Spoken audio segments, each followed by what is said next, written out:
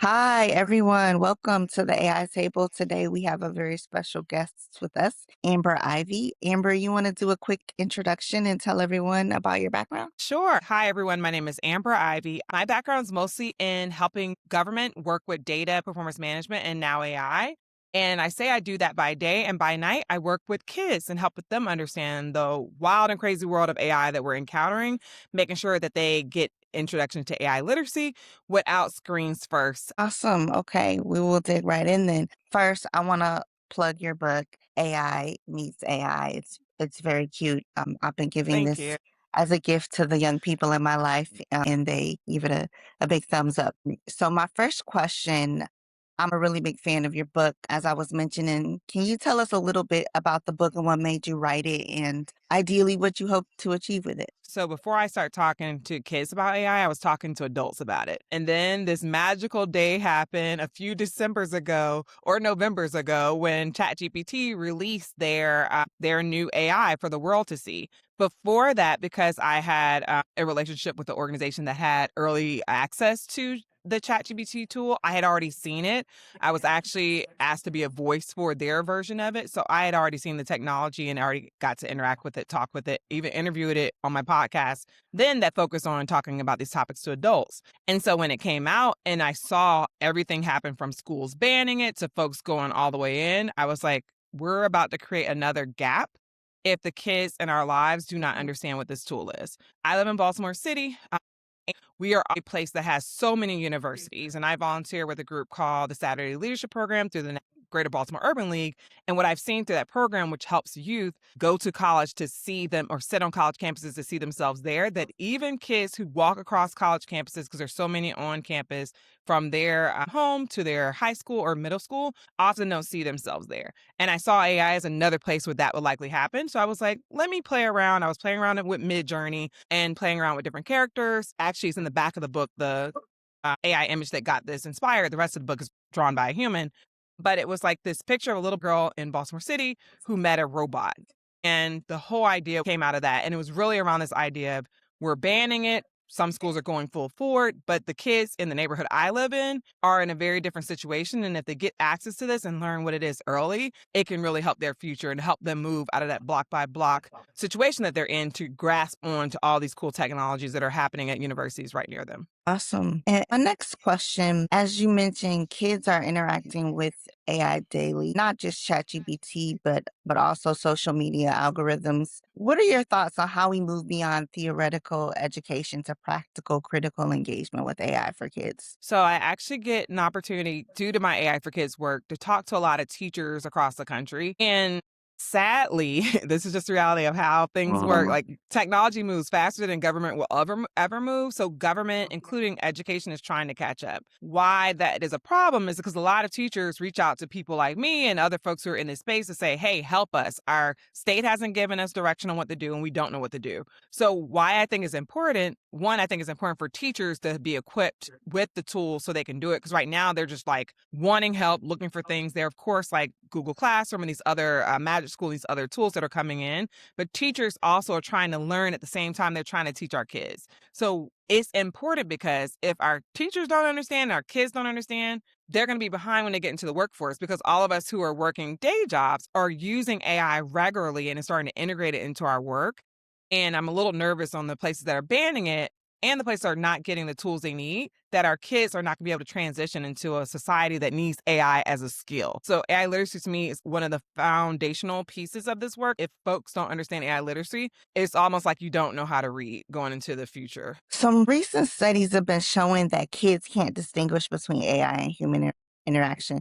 Do you have thoughts on how we teach kids to question but not just use AI systems? 100%. So I am one of those folks I'm anti AI tools for kids, particularly underneath 16, that are building emotional connection. I think back to when I was a kid and I had a favorite pillow or a favorite stuffed animal that I was addicted to and wanted at all costs without it talking to me and developing like emotions. So now right, you know what I'm saying? Like Do we were kids even addicted have to imaginary friends and stuff anymore? I don't know. some of them do. And if they're, like, allowed to, like, play and things like that. We have a no whole 'nother conversation about, like, getting online and algorithms and all that, but kids still have, like, their favorite stuffed animal or favorite toy, right? So, Mhm. imagine now you've added a voice to that toy, and that toy is now talking to your kid, telling it, "I love you," telling it all this stuff. That is confusing to a developing brain. So, where I think about this, because we know the studies show us kids cannot differentiate. Even if you tell them, hey, Billy, hey, John, hey, whoever, this is not real, their brains can't process that. So I am against Mhm. personally any of the AI tools that are built to create relationships. I am okay with tools that are built to create education, engagement, and those type of things. But if it's built solely to create a relationship or just a friend, I am not there for that age group. And I want us to be careful with that because we are seeing addiction related to these tools in older kids. We've seen kids unalive themselves because of those relationships. These tools are also LLMs are text predictors. It doesn't know that it's telling your kid this thing, right? It doesn't fundamentally understand what it is doing. And the way these tools, LLMs in particular, were built are not built for this. So it is very concerning for me where these AIs are relationship based. In education, we can have a different conversation. But when it comes to relationship based, I do agree with a lot of the states as well as federal bills that have come up that say, hey, we're going to ban this for kids when it comes to building a relationship with something that does not have the capacity to do what it's telling a kid it can do, which is love, care, understand them. But with that Mhm. being said, when kids are engaging with these things, because it's not banned and they are available, people are on these different apps. I often tell parents to think about how they talk to kids about AI the same way they do with real life, right? Mhm. Because a lot of times parents feel like, oh, I don't understand this AI thing, but you know how to be a parent. You know how to protect your kid. You know how to tell your kid, don't say hello to strangers. You know how to tell your kid to don't go in neighborhoods that they don't know or don't send images or things to someone who doesn't know you. Apply those same things to an AI. You don't tell the AI your personal business because it's a stranger. You don't go into AI tools or download apps that you don't know because they are strangers. You don't do that. So the same things that parents have been teaching for hundreds, if not thousands of years, teach those same fundamental principles to your kids with the lens of this is a tool we do not know. It is still new. And as it relates to new in the hands of humans, AI has Mhm. been around for a very long time. But for it to have mass adoption and in our hands in this way, this is new. We've never had something this powerful in our hands, every individual one of us. So, with that, we need to make sure kids understand what comes with that. And it's allowing them to be a part of conversation, not doing the whole don't do this thing, but like talk to them like, hey, do you have has the AI ever said anything weird to you? Do you feel like it's trying to be too close to you? Like asking the kid so they can also explore and talk about this. Because when I talk to the youth, they are also the first ones to tell me, my friends are being too reliant on this, or we don't need to get too close to this. They're actually more anti than I would expect. And we're seeing Gen Z actually be more anti AI than other groups. So it's very interesting to see the dynamic. But I would have those conversations and remember that you're a parent or teacher who's been doing this for a while. This is a new tool and you should apply a lot of the same things. Thank you for that.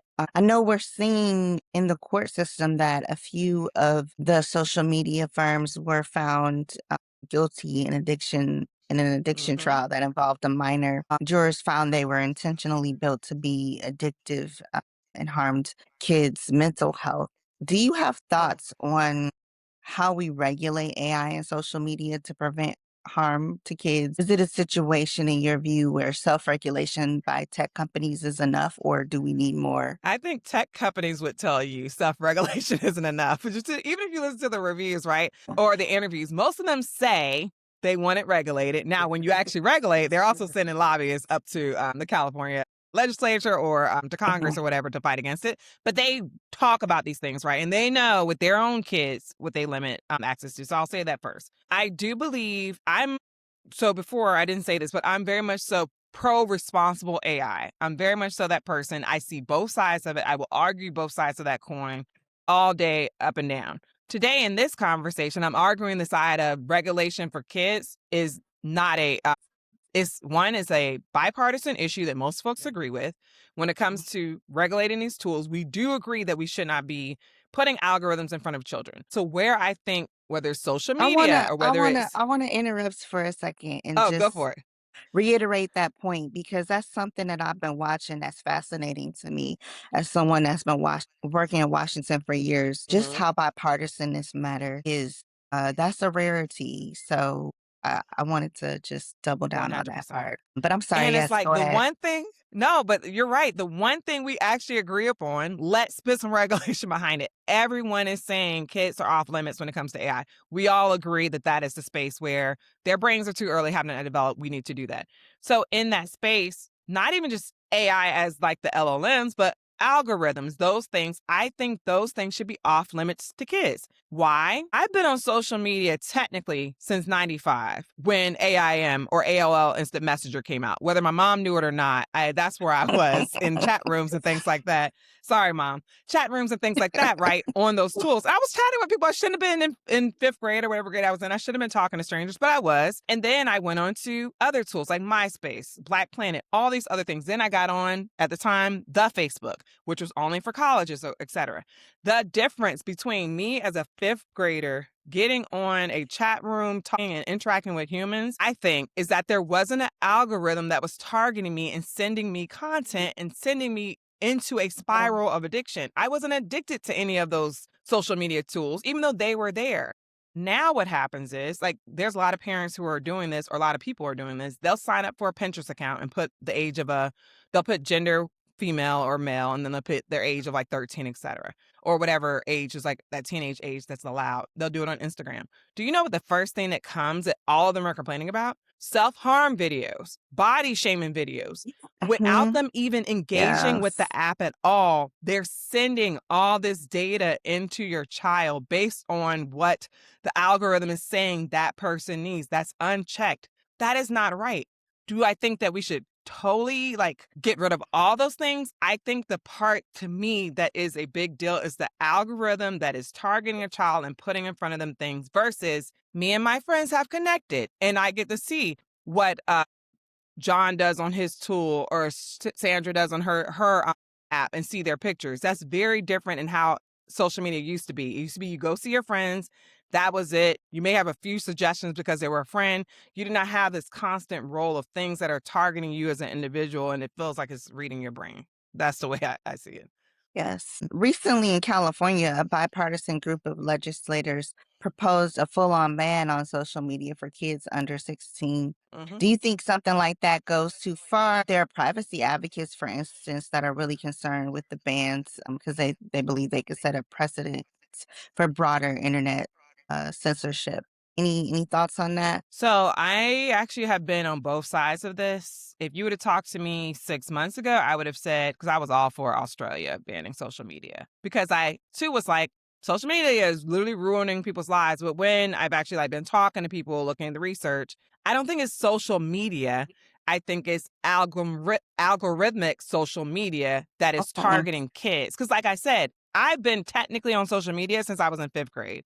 I'm now years old and I didn't get addicted until like Facebook had become that start pushing different things and start targeting people and using algorithms in that way. Because before it literally was just my friends who had an at edu email. Like that's the only way you Mhm. could get on Facebook back in the day. And then it was people I actually knew. So I was only seeing what's in their feed. Now I don't even see my friends' feeds anymore unless I actively go to their page to look at it so the algorithm knows I want to see more of that. And then again, I'm seeing like all this stuff and I'm seeing all these things coming into my mind and I'm getting addicted in the scroll. I think certain features, which there are ways to turn those features off for kids. Features like the infinite scroll should be turned off and disabled on all kids' accounts. I don't think you need to delete the whole social media because kids have grown up on this. That's how they talk to their friends. Mhm. I don't. We have a loneliness epidemic. I don't want to cause any issues because we're seeing issues in Australia where people are like, "This is good in theory, actually is not working out in real life because we've taken away things from kids." But there are tools that are being built, and this is a time for folks who are building companies. Create the social media that doesn't have those things. You can make money in other ways. You don't have to make money by addicting people to these different devices. People will spend money on things like we do that naturally. So think about that differently. But infinite scroll, just the 30-second clips, I think all of that should be banned for kids or restricted for kids and allow the kids to be able to interact with their friends that they know in a way that we've done in the past, which is that you're friends with the people you know, not watching the whole world coming into your eyes, your mind, and your thoughts. Yeah, I appreciate that nuanced perspective that you have around that. So circling back to parents, parents are obviously the first line of defense in terms of Oh, yeah. protecting kids. But so many times, as a parent myself, I can say that the pace of AI development can be overwhelming. What do you think is the most urgent action parents should take to protect and educate their kids right now? I think one, I will say I'm not a parent. I am a auntie of 3 young ones. And another reason why I mentioned this in the book is like, and one of the books has like the dedication in it is for my nieces at the time, and then my nephew was being born. Now he's here. Like I see them interacting with "Hey Alexa" and talking to Alexa like it's a being that exists that knows everything and is better than me to answer questions, right? So the thing that I often tell parents, and I do like a weekly AI for kids weekly newsletter where I actually share with parents and teachers because I know it's a lot happening. I share like a real quick version. This is what's going on. These are the questions to ask. So why I say that, I think the important things for parents right now to do is you're not going to figure all this stuff out. Even folks who are living and breathing this like you and me, we're struggling to keep up. The people who created it are struggling to keep up. But what you can do is bring curiosity, questions, be open to having the conversation. I think anytime we've experienced this when we were kids, anytime when someone makes something seem like it's bad or you have an adverse reaction to it or you're like, no, kids are gonna clam up. This or humans are gonna clam up, right? Like that's just how we're built. But Mhm, being open, having open-ended questions with your kid, talking about what you've seen or looking at articles together or going through the app together and playing together, like, oh yeah, what do you think about this? Or you see that bot or you see that avatar on Roblox, do you think that's a human or you think that's an AI? Why do you think it's human? Why do you think it's AI? I would actually like use it as a time to learn together. And then because the kids are literally the AI first generation and they're growing up in it, have them educate you. I think often we feel like we have to be the ones telling the kids where to go. They woke up being born at 2 saying, "Hey Alexa, what's the weather?" Like that's their world, right? So they understand it even more. Their brains have been like built for this versus us who we've had to like transition into these weird worlds of mhm, coming from web 1.0 all the way to whatever we're in right now. Let them help you learn it. Every time I go teach kids, whether it's like elementary or whatever, I'm like, who's using AI? I'm like, what's AI? Explain it to me. And they're, for the most part, majority of them can explain it to me, tell me how they're using it, tell me what it is. And I think parents need to remember that when you were a young person, you knew way more than your parents gave you credit for. Take that mhm. same approach here and let's learn together as a family, as a classroom, and do this together because we cannot tackle this problem without us coming together as a community and families and classrooms. I agree.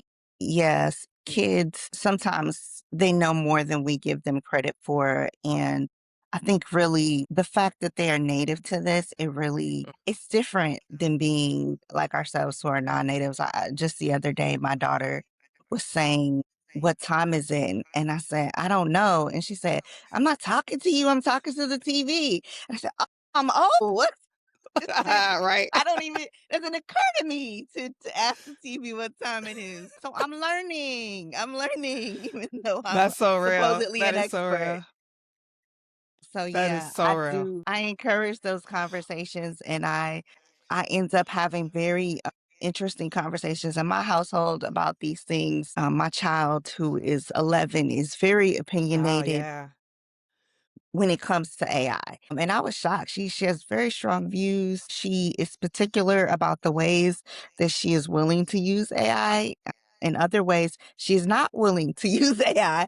And Which is I interesting. was showed her a picture of myself that I had generated, like an illustration with AI. And I said, "What do you Mhm. think? Do you think this captures me well?" And she said, "I think I don't like it because it was done by AI." And I said, Mm. "Whoa, really? Talk to me some more." And we had a really I in-depth love that. conversation about her environmental concerns. Now, it was also interesting in that conversation to learn what she sees as AI.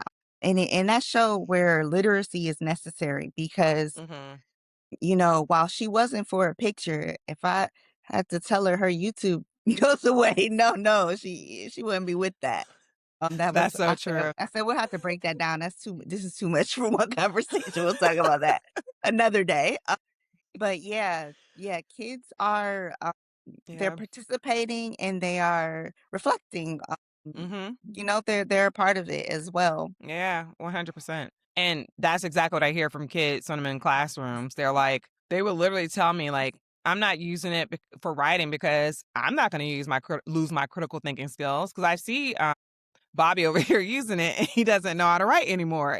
But they're like, "Oh, but I will use it to make music because it helps me with my beats," or something like that. So it's very interesting to see how they're thinking about it, and they're all over the environmental concerns, ethical concerns, access concerns. Like, they're the first to mention, like, "Hey, there's a problem. This is not for everyone, or this is impacting certain communities." And I appreciate that. And I love your example is exactly how it should happen, right? It's a conversation. She didn't feel judged. You didn't feel judged. Y'all were able to have this great conversation about a tool that is now a part of our everyday lives in a way that was helpful, productive. Yeah, you knew not to touch the YouTube conversation. None of us want to touch that.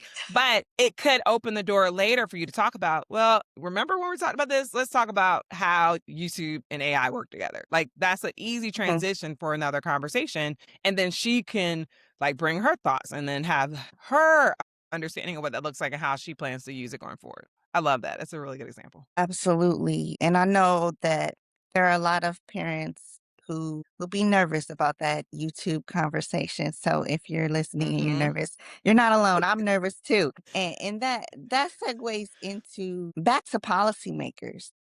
Mhm. Do you think that in terms of shaping this work of how kids interact with AI, is it better that the work be done at the state or federal level? That's loaded, I think.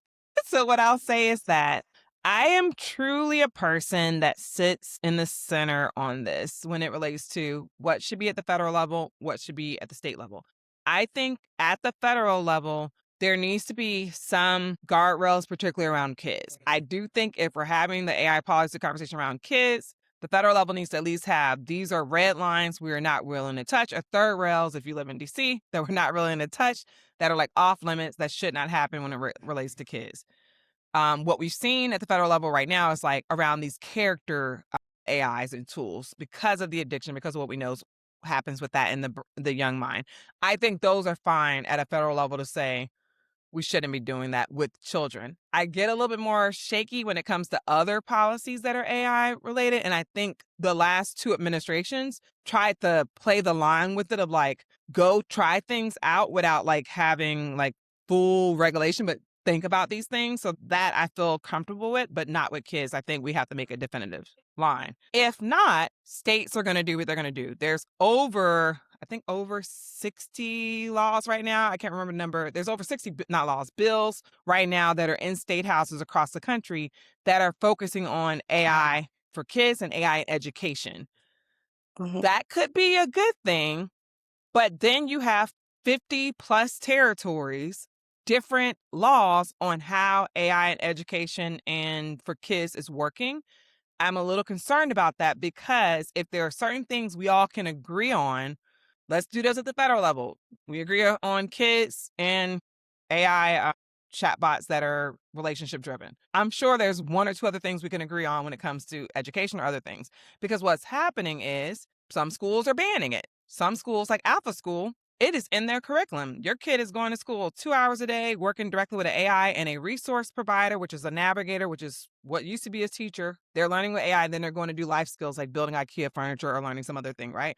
That's on one side of the world. Whereas in certain classrooms in Baltimore, you're not using it at all. Like, there are times when I speak to kids across the country in Baltimore, I'll be like, how often do you use it? Is like, I may have used it once a year. If I go to somewhere else like Texas or Arizona, they're using it every day, if not at least weekly. So you have this disproportionate use of something, and then you're asking those same people to go into the workforce and be able to compete in a workforce that already has folks up to a certain point. So I think there are bare minimums on regulations around use and how to make sure we do that responsibly that need to be considered, because otherwise, and we've said this before with this technology before it came out for the mainstream, is that this could have the potential to either bridge the divide in a lot of meaningful ways or make it a chasm that we will never ever be able to close again. And because of the individual nature of states, my fear is that if we leave certain decisions at the state level, we will be in a bad situation, in that each state will have a different outcome. Think about it this way: when we're thinking about like schools right now, right? If when I was in my parents were military, so I grew up in a lot of different schools across the country: Arizona, Virginia, Oklahoma, North Carolina. I've been in schools like everywhere. What I realized moving from state to state, education was not equal at all, right? I Mm. was in I was in for part of my education, I was in like military school. Sometimes I wasn't, depending on like if my parents were off base or on base or whatever. So I saw the difference in your zip code determining, you all know this, determine your educational outcomes. Now add AI on top of that. So already we know that when you go into those systems, that's why when you go to college, they have a test to see what classes you actually test into, because sadly, they don't know where you came from. And they want to make sure that Uh-huh. what you've already learned fits and you're in the right class. So even if you're in calculus in high school, if you don't test in the calculus in college, you're not going to calculus in college. You're going to pre-algebra or whatever else they send you in, because there's a standard for where they need to be. So my concern is that standard, there needs to be an AI literacy standard, and there should be at least a foundation that the federal government helps to push out and fund to get everyone at least on a baseline of this is what we all should understand for literacy. And then states can go above that and beyond that, but we need to make sure that this is not a situation where we're creating more disparities, in a situation where we don't have to. Like, this is a tool that we know can help people. People are already starting to close gaps, but when not applied openly across all school systems, is going to create problems. And I think we need to really think about that at a policy level. In the meantime, are there any resources off the top of your head that you might highlight for parents who want to get in charge of literacy themselves for their kids? Yes, so I really appreciate Day of AI. They're a program that's out of MIT, and they have a lot of different curriculum that's focused on helping people get up to speed with AI and AI literacy for kids in general. Also, having your kids like get into like Scratch and Scratch Junior, which are like early introduction to coding and things like that for you to understand. You can also use it as an adult to learn like some of the basics of this stuff. I think those are important. I'm going to plug my own self. My AI for Kids podcast, we focus on AI literacy. And even one of the things I'm building right now that FedEx tells me I'm getting my sample deck today. I built like a ABCs of AI literacy deck to teach kids Uh-huh. about AI using the alphabet. And then each alphabet has 5 modalities. So you'll learn algorithm through a definition, through a story, through an activity, through a game, through audio. And then every single letter beyond that, all the way through zero shot learning, to help a kid understand in a way that a 5 to 9 year old would understand. Within that, it helps the parents also learn about these technologies and what that looks like. So I often joke that I moved from, like earlier I was talking about, I used to talk about this with adults. I moved to kids, but as I talk about it with kids, I know the parent is there. So I'm educating the kids, but also making sure the parent is in the background listening, and they're also learning. And then they're like, oh, it's not as hard as I thought, or it's not as complicated as I thought, because we're breaking it down in a way that a parent can understand. But I totally here for a Day of AI and their resources. There's a bunch of different, like, what do you call it? A lot of different school programs are also putting together boot camps for kids that are focused on AI literacy. So you can check to see if your state is doing that. But Day of AI works across everywhere. Also, I love Mark Cuban's foundation that does AI boot camps. You can request for some of those to come into your location as well.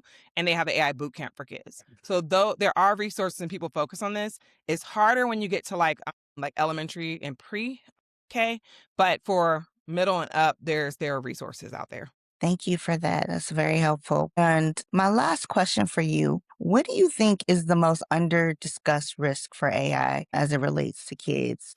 I honestly think there's something I often say is like, I don't want the things that kids are uniquely good at to be erased by AI. Those things to me, which Uh-huh. we as adults lose, are curiosity, critical thinking, imagination, and all the things that make fearlessness, all the things that make a kid, right? As you get older, life happens and you start to like not be as curious. You start to not be as creative. You start to not have those things because things are happening within in your life, and you're bumping against life, and how it tends to like pull us back into our shell. I am nervous that AI will take that away too early from kids. And I think that will stop innovation. I think that will stop us from moving forward as a society. I think that if kids are offloading the things that make them a kid, the thing that makes them humans, we have a concern. We do know studies show that AI very quickly, if used solely without any other resources, will remove your critical thinking and reduce it, even for people who have had time and education, right?